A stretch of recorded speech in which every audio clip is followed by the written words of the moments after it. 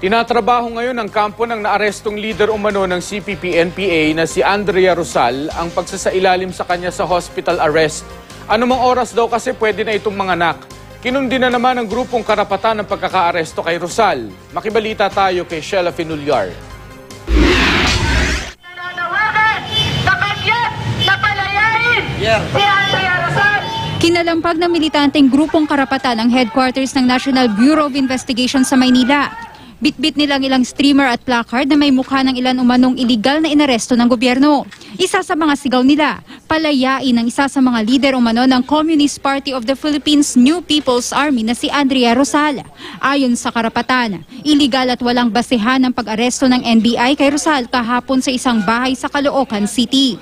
Pero nilinaw ng mga militante na wala silang kaugnayan sa NPA kung saan lider umano si Rosal.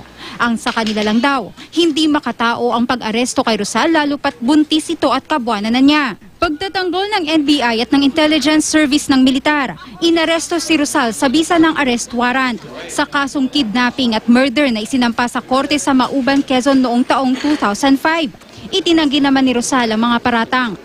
Hindi ko nga po alam kung saan galing yung kanilang accusation na yun dahil wala naman po ako kinikidnap, wala rin naman po ako pinapatay. Masasabi ko po yun ang harap-harapan sa kanila. Tinatrabaho ngayon ng kampo ni Rosal ang pagsasailalim sa kanya sa hospital arrest. Maselan daw kasi ang pagbubuntis nito.